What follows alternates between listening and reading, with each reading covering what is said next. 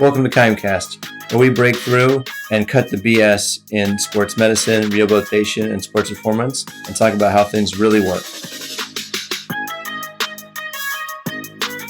You created a somewhat of like a roadmap or a dimension kind of image for people to actually check their own gaps in their imbalances, so to speak. Oh, are you talking about the Zen Diagram? Yes. Yep. Yeah, so you can kind of fill in what criteria you would meet as a benchmark. So I have to be completely honest about this. I have a fault, which everyone knows who loves me. My brain is a spreadsheet, so everything I do is if, then. And if you ever hear me give the full workshop, I've had people run up. People who like me are engineers and computer geeks. Computer geeks love my work because everything is if-then checklists. Yep, zeros and So ones. let's make sure, just to help you out, not Aaron. It's Aaron, right? Yeah. Yeah, okay. Aaron, so first off,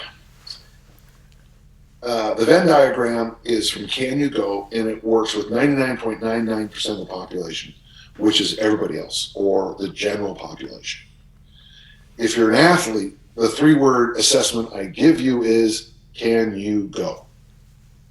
And I know what's going to happen is Russ is going to walk up to me right before the kickoff, and I'll say, can Aaron play? And he'll go, well, he's got a standard deviation across the axis of his thromboroidal. And I'll look like this for like a minute. Can you go? Oh, yeah, he's fine. That's all I need to know. It's funny, I do that workshop. I did a workshop online, and someone said, would you really send an athlete in with an injury? Yeah. It's the Super Bowl. It's the national championship. It's sports. If you break your finger and you can play at the Super Bowl, you have the rest of your life to deal with that finger. Oh, yeah. Yep. Absolutely. And I'm not being a jerk. I'm just saying. Yeah. And they're like, well, really, the prognosis should be, shut up. Yeah. And you're going to hold that. Your athletes won't tell you when they're injured then. No. Right. Okay? Yeah. No, it's the same in life. Same in life, right? I mean, you got to be able to go at the end of the day. Yeah. When my daughter famously threw up in my chest at 4 a.m, I didn't say, hey, I got to go warm up. Yeah. I didn't foam roll. Yeah. Yeah. So it comes down, it's called the 1, 2, 3, 4 assessment, and it's for the general population. So assessment number 1, can you stand on 1 foot for 10 seconds? Yes or no? If yes, we move on. If no, I send you to a medical doctor because there's probably something wrong with you. Now, this can be weird, but we found a guy with prostate cancer back when I first did this test, 91. This very famous guy here in Utah, out of nowhere, couldn't stand on 1 foot anymore. He had prostate cancer. Earliest you could pick it up, I picked it up before the PSA test could pick it up, and he's fine. I don't know why. MS, we've picked up. Sometimes I've had people say, I work with MS and deaf people, so and we know sometimes.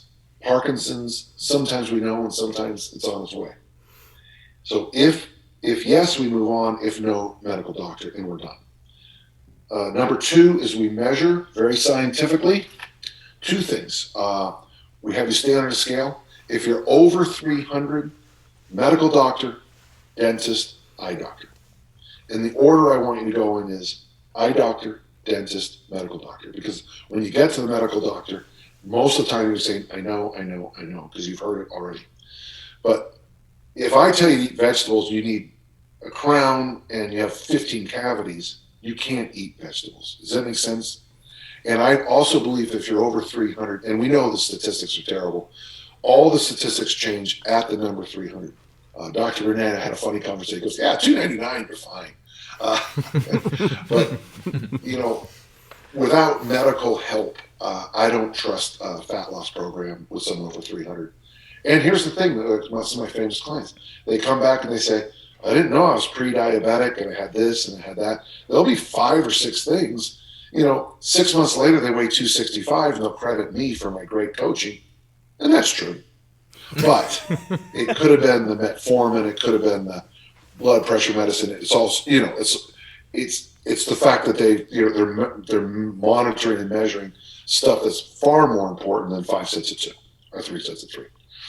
The next test is this. I use this very expensive thing here, and we measure your height, And if your waistline is over half your height, you are a body composition client. To make this clear, when you first come work with me, I don't care what you want. I have to deal with what you need. So if you tell me you want a 500-pound bench press and you're 5 foot with a 3 foot waistline, your body composition is far more important than the 500-pound bench. So stand on 1 foot, 2 measurements. Do you weigh over 300 or not? Waistline over half body weight or not? We've got a lot of information. By the way, the bulk of the people I work with are body composition clients, what I call threes. Then 3 questions. And you guys can push back on this all you want, but I'm right, so shut up. How many pillows does it take for you to sleep comfortably at night? Classic. Good one. If it's over 1, you are a mobility client. And guess who pushes back the most? Women. Well, I go to Bikram yoga. Oh, you go to a sexist? Oh, I'm sorry. And they say all these things, and I go, and I sleep with the pillow, and then I have one for my shoulder, and I put one between my thighs because my hips hurt at night. You're a mobility client. But I do all the stretching. Well, that's great. You're a mobility client. Mobility is the free movement around joints. Flexibility is a neurological trick. Any flexibility test you guys give me, I will trick the test. Because I know the tricks to flexibility tests. When you're the sit and reach test they do in the NFL Combine, just squeeze your thighs together as tight as you can for about 5 seconds, and then touch. You'll instantly gain about 5 or 6 inches. Yep. You're not more flexible. You just turn off some muscles. So, question number 1, by the way, most men I work with are what I call twos. They're both mobility clients and body composition clients. So here's what's nice. By addressing mobility, it allows them to sleep better at night. Oh, by the way, our record is 8 pillows. He was an NFL linebacker. 8 pillows. Wow. His wife couldn't thank me enough for helping him. Because, if you have 8 pillows, you toss and turn every 8 minutes, What'd you get him down to? If you get more sleep, you tend to improve your body composition. 8 hours, 10 hours of sleep will do more for your body composition than most dietary things.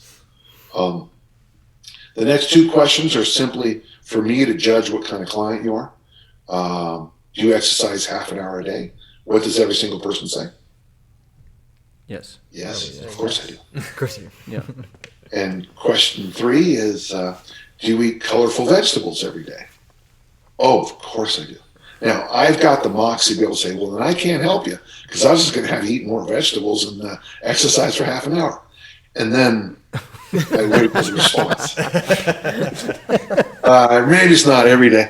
I'm working with a client who I'd like to strangle. It's not every day. Here's it. So, are you using the shaker plate like you're supposed to do every day? I'm a big believer in shaker plates for people over 65. You guys know what shaker plates are? Those little $200 plates that shake on the ground. No. So if you do a push-up position plank on it, Yeah. it moves around. If you do a goblet squat, so I think it makes everything so complex. Standing on 1 foot at 70 on a shaker plate is really difficult. Yeah. It really hardwired, but the system has to respond at warp speed. I think it actually might even help bone density from some of the stuff I've read, because it's asking that bone to do, what I'm saying? I'm not going to say it's going to stop that osteoporosis or anything, but I'm just saying, hey, I'm throwing stuff against a wall trying to save your life, okay? Oh, yeah, I do it all the time. Oh, okay, so twice a day, like I said? Oh, well, not yesterday. Not since before Christmas. Not in a couple months. So every day, except the last couple months. Right. Well, that's working. It's like my old friend in college. I've cut back on my drinking. I only drink when I'm alone or with somebody. Then we move into the great test. The classic line, Dan, is as soon as you start asking someone, they'll say, "Well, today's a bad example." Yeah, and that's why the pirate map is so important. And one other thing, I like what you said, Russ. It was like, is that if you're working with somebody with a pirate map, you can put a lot of these things into it. And if after 2 weeks they're not doing it, I pull it out of their pirate map. Well, you're not doing it, so why? Or well, yeah, but this is the 5 exercise. This is the 5 workouts a week. Well, you're not doing them, so let's pull them out, and then we'll fight to keep that 5 workouts in a week. And I think that helps with ownership a little bit. So, 1, stand on 1 foot, 2 measurements, 3 questions, and then the 4 physical tests. There's only really one. Can you hold a plank for 2 minutes? If they fail, there's strength client. Easiest way to get people to fail is don't say anything for a minute and then say halfway. Most females I work with are strength and body composition clients. And what's nice about that, if I get a woman stronger, her body composition improves. And by the way, I've seen that to be absolutely true over and over and over again. But women like to sweat, but really they need to deadlift and press and pull. The next 3 tests, if they fail the test, we're done. And then we have a standing long jump test and a farmer walk test with their body weight. But those 2 test me. If you're in a system that you don't test yourself, you're stupid. So I want to see my clients standing long jump and distance with the body weight farmer walk go up, increase. If both of them decrease, the program is terrible. That's simple. Yep. I'm not testing them. I'm testing us, me, the system. Okay. And then the final one is you can use the Brazilian get back up test or anything you want. You can even use Royal Burpee's famous test. Or what does Royal Burpee call his famous test? What did Royal Burpee name his test? The burpee. You're only supposed to do 4 of them, and all you do is watch the person get up and down off the ground 4 times. And it's fascinating. If you have someone put their hands in the ground, throw their legs back into a push-up position plank, bring them back and stand up, you have an amazing assessment. It's an idiotic workout, but a great assessment. One thing you guys will look for is how many people pike up and then roll back into their jumpy, squatty, hingy thing, and then kind of uncurl up. That's a sign that the person probably has gluteal amnesia, doesn't know how to hinge, doesn't know how to squat, doesn't know how to do a lot of things. And there you go. So that's my 1, 2, 3, 4 assessment. Thanks for asking, Eric. Dan, that's incredible. If anyone's been listening and you're in this field of strength conditioning or performance or sports med rehab, we're working with people. I mean, if you just listen to what's been said so far, I would encourage you to re-listen to that over and over and over again until that becomes clear, and then practice it as a clinician, because it's the simplicity of how many pillows to use at night to sleep. It seems like such a distant question from what we're trying to get to. But if you've been doing this long enough and you've been down this performance sector long enough and you've been working on how do I make athletes better and gain performance insights, it does come down to, we see correlations as experts in the field like that, where you see this and you're like, these simple things that people are honest about solve problems. And it's just super powerful stuff. And Dan, you're just full of them. I mean, it's just incredible. Like, it's every statement. It's like one of those things. Yeah. When you first think about that, how many pillows? Here's another thing funny about the pillow test. No one lies about it. Right. Exactly. I can imagine. But everyone lies about the half-hour exercise and the vegetable question. Yep. But I'm still, by the way, just so you guys know, I'm always rigorously searching for other questions or measurements that are stupid simple. So my whole assessment can be done with this. That's all the equipment you need. Now, obviously, for the test, well, standing along, the only one you couldn't do would be the farmer's walk. But honestly, that's for my benefit, not the clients. That's just so I can see if we're improving or not. Right. The standing long jump shows us that the hinge, explosiveness, those kinds of things are improving. The farmer walk would be the work capacity insight. Okay. Right. Yeah. Yeah, I think one of the things for us that we found to be super valuable, and you spoke to it, is this concept within your training program on isometrics, and then moving to, we've called it like dynamic isometrics, which might be not make sense, but like loaded carries and walks and things.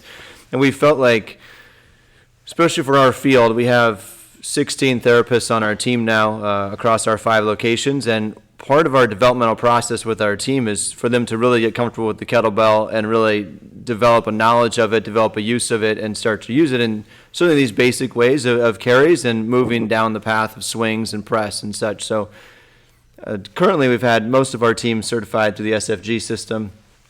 These guys here, Russ, who was late, is a level 2 instructor on that process, but you know how it goes. You'd think he'd learn in that process. But one thing that I think we've all gained from that was so valuable was that it really helped us and helped the clinicians understand what it feels like to load and progress someone through load.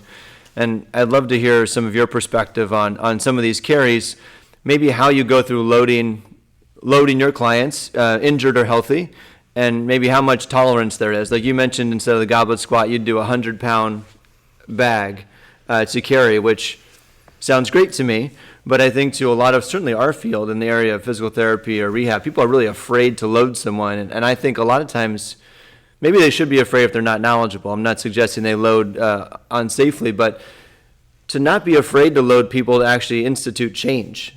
Yeah, sometimes you got to put enough load to get a change, right? The thing that stuns most people is how strong people are in loaded carries.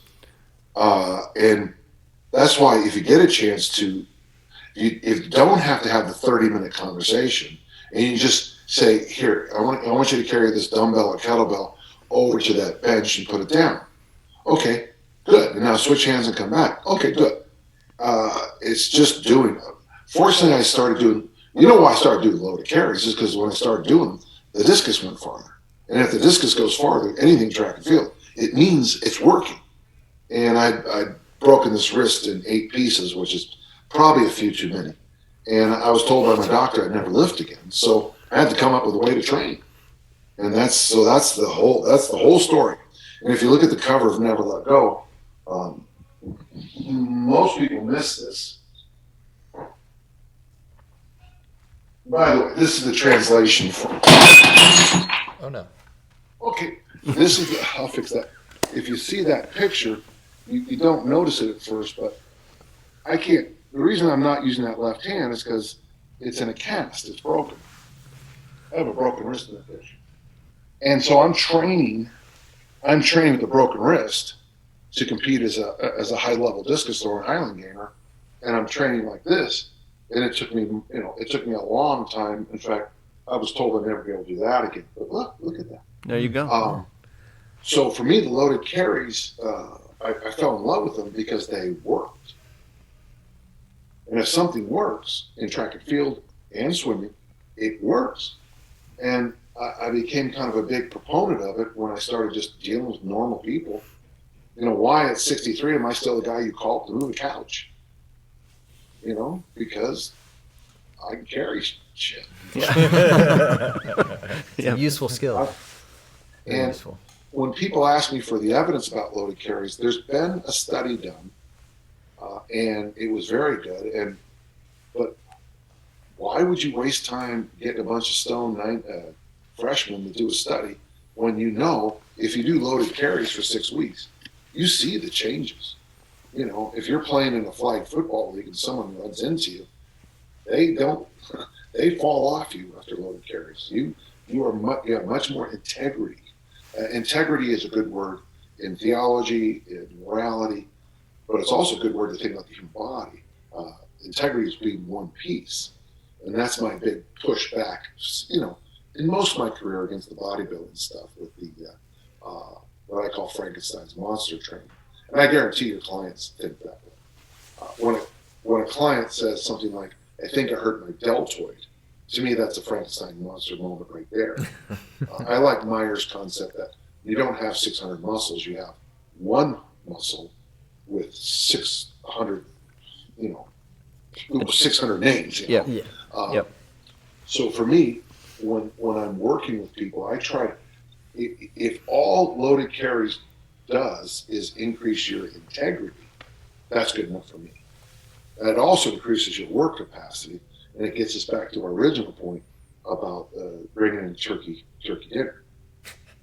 Because to me, that's if as Dan John, if I need to call my daughter to help me unbag turkey, that's a place I don't want to be. Obviously, the calendar is flipping, and maybe one day I'll be there, but ideally I won't. So loaded carry. It's aging. It's funny about aging. The loss of lean body mass is staggering. The ability to put on adipose tissue is more staggering. But I think you can fight it with appropriate push, pull, and squat for lean body mass. But I also think hinging, keeping that snap in life, fast twitch muscle fiber is the fountain of youth. And then doing the loaded carry stuff keeps expanding you in places we won't be able to prove in a 6-week study with a bunch of stoned college freshmen. Yeah. Well said. I think from a science standpoint, because all of us DPTs, oddly enough, I'm not a DPT, but all of our new age PTs have doctorates, and they're really science nerdy geeks, and we love them for it, and we kind of preach that they know the research. And what I gravitate to, and why I've loved your readings for so many years, is it speaks to the homunculus. So much of the brain map, both in the motor and the sensory, is the big hands and semi-big feet, and a few other body parts, but we won't go into that right now. Well, your eyes, your feet, your genitals, and your hands. But the hands are freakishly big. Freakishly big, and that's where I think that grip, you think of like, we can only hit the midsection of our body, the weakest point of our body. We only got 4 ways to do it: right hand, left hand, right leg, left leg. And so if we can get feet, for our hip, knee, ankle people and our back pain people, get going with some good grounded activity with good solid connection, meaning look at their feet and look at how they connect to the ground. And then from really the trunk up, look at how well they grip and the capacity of that grip. It just is the aha moment to the brain, and it lightning strikes, and I think we get the effect. Well, and then I would even take it just a step farther when you do something like the suitcase carry, because as you got this weird load, every step you take, all the rules change. As you move, if you strike left, you strike right. So that spinal column is becoming that system it should be. The spinal column should be how do you guys explain it? It's not just touch your toes and then lean back, right? It's a spiraling right system. And when you do a suitcase carry or a waiter walk, see, that's why I think waiters walks are so good for shoulder rehab, because as you walk, every step you take, and it's weird because people ask me, well, what muscles it build? And it's like, I don't know. All of them. All 600. So the joke I always use is I never took anatomy because by age 14, I already knew what I liked.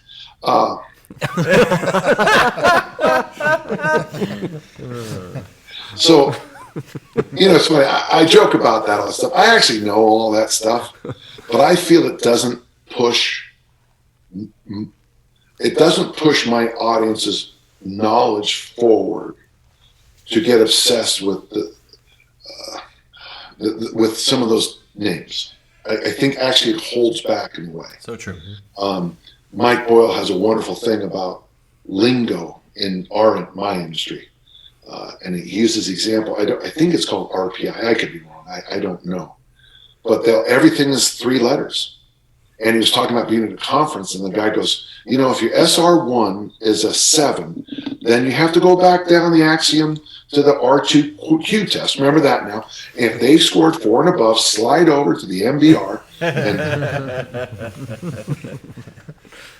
I don't know what I'm talking. So for me, I kind of stay away from that kind of stuff because, like as a high school football coach, you have 25 seconds to get into play. And when they say your name in a weightlifting meet now, you have a minute. And when you're at the Nationals, time slows. It's freakishly. And I just think in performance, we don't have time I want you to understand the concept and we move on, No, I love it. So good. Well, this has been awesome. You guys have any questions or? Other than to thank you for your, I don't know, just all the resources you've given to the strength and conditioning world and the PT world. It's certainly helped my approach to clients and how I communicate. And I mean, I follow Stu McGill very closely, so the fact that, you two talk quite frequently kind of just continues to validate who I try to follow and learn from. And Stu actually is a very good strength and conditioning coach too. Mm-hmm. If you get a chance to listen to him, when he starts talking about where to go from there, so I got, a guy came in, he gets all fired up and then you listen to him as he moves from, here's your problem, here's your sign, here's your problem, here's what we're going to do, and here's how we're going to expand from there. Yeah. He might be the great go-to between our two worlds. I feel like I work real well with you guys, you PTs. My big knock, and what's my big knock on you guys? Go ahead. What's my knock on you guys? No yellow light. That's good. Okay, that's part. My other one is when I want a yes or no answer. Very vague. You have to give me Anatomy 101. Well, you see the body, Dan, is built. That's classic. Yeah. Afraid to make a stand because we're not taught that in school. That's right. Yeah, that bridges actually quite a few gaps in PT. That it's exactly is not able to make a decision and a stance and clear assessment, clear plan, clear action. Yeah, and I would kind of hint along if you don't want, and I would be clear with your clients. Listen, with all the evidence you have, this path here seems like the best choice. We could be wrong, but let's, I'm a big believer that okay, pretty good is really good. If you're waiting for perfect, you'll never get there. What is the old thing? Perfect is in the way of the good or something like, whatever the cliche is. But one of the things you might want to do is just, like for me, when someone asks me for an action plan, I just did this thing for a group of Alaskan, they work for the government. And I might be wrong, but I was real clear. Let's go on this and let's see where this heads, but let's go. It's day one, week one. I'm not waiting for perfect. Mm-hmm. One thing I've learned, you can't wait for the researchers to catch up with the athletes. Right. The Olympic finals in 6 months. Your research hasn't finished yet. I don't care. We got to go with best practice. You guys use best practices, right? Love it. Love it. Yeah, you got to go. This is what we know. Let's go. What if it isn't perfect? Well, that's okay because you guys ever seen a sailboat sail to port? If it's going into the wind, it does this. Not one of those tacks, T-A-C-K, is wrong. But if you don't have those tacks, you'll never go into the wind with a sailboat.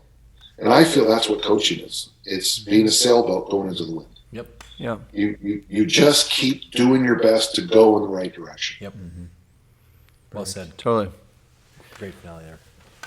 Yeah, I think, not to get to current topics or current events, but I think it's interesting with what's going on with the virus and such right now, and this that you're seeing like this general population that's now being forced to try to understand healthcare or understand the body, and they're like so shocked. They're like, man, there's one virus, but this person reacted differently. This person has different symptoms. This person's different. This person's different. It's like, this is what we do every day. This actually isn't surprising that they have different responses to the same diagnosis or to the same problem. The body responds differently. And to your point, perfect is not how this works. So I've had, my nephew has a really bad case of it. I had it in the summer. He's still struggling. A good friend of mine has it. And they're both blood type A, and I'm a blood type O. And there's some belief that O's are pretty, not impervious, but don't get hit as hard. And I'm not saying this is not going to be some kind of A-B war. I don't want that. I don't want, people go on the streets, okay? But when I heard that, we were talking about it, I go, well, I'm not surprised at all by that. And someone said, why? I go, well, because like you just said, you want me as a client for a total hip replacement. You want me. I'm a great client, man. You tell me to do this, I'll do it. Because I can't, yeah, whatever yeah, got it. I mean, like with this wrist thing, Dr. Vanderhoef famously said, why? So what are you doing? I said, I'm doing exactly what you told me to do. And he went, I never had a client do that. So, I mean, with you guys, compliance is probably just as important as diagnosis. Huge. Oh, for sure. Yeah. Compliance, even if it's not, you might have missed one thing, but if they do what you ask, maybe there is an elbow issue with the shoulder too, but now it's just an elbow issue, versus, hey, we're not making any progress and it's been 13 years. Well, what are you doing? Well, most of the time I do that. Well, 13 years ago I did it once. Okay, yeah. But you're right, and it's like how you recover from colds and flus. How when you're a parent, how you recover from a cold is different than when you're a college student. Yep. When you're a parent, you got the sniffles. Nothing changes. You just sniff more. When you're a 14-year-old girl, you stay home from school and play on the internet all day. Same disease, same reaction, different. For sure. Well, cool. I'll just intro you to talk a little bit, Dan. I'd love for you to share some of your resources. I know from our experience a few things. One, that Dan shares everything on his site, so he shares freely so much of his knowledge. His training chart that we spoke of, we'll put that up, but you can access that through his site as well. Just a tremendous resource of information from the articles he spoke of, the blogs, the videos. I love your short little clip videos that you do on topics, are fun. And then one thing I know you said to us that I can validate is back in a presentation years ago, you said, here's my phone number. When you dial this number, here's what will happen. It will ring, I'll answer and say something like hello. But don't worry about it. It won't happen because no one ever calls. But we called and you answered, and here you are. So it's great to have you. Great to have you. Appreciate it. It's funny you say that. So true, isn't it? We have a phrase at Discus Camp: horse, water, drink. Here you got this 14-year-old boy. You got the world record holding the shot over there. Got the world record holding the hammer over there. World record holder in the discus over there. You got me and you got Bill Witt coaching you, and you push back. And we just look at each other. Horse, water, drink. Horse, water, drink. Yep, for sure. All right, well, thank you so much for your time and for your knowledge. It's great talking and a ton of fun. So thanks very much. Thanks, Dan. Okay. And if you want to do it again, just let me know. I'm happy to, okay? All right, thanks so much. All right, guys. Be good. Bye. You too. Bye. Talk soon. And make sure you send me the link, okay? Yeah. I will. Thank you. Thank you. All right, thanks. Bye-bye. This is KIMEcast. Thanks for watching. This was KIMEcast, and we are the KIME Human Performance Institute. Thank you very much for listening. We'd love to continue the conversation with you. Please hop on our social media. It's at KIMEHPI and engage with us there. If you'd like us to feature a topic or answer any questions live on the show, post your comments there. You can also check us out on our website at kimeperformance.com, and there you can see links to content that we've posted throughout our podcast for more information.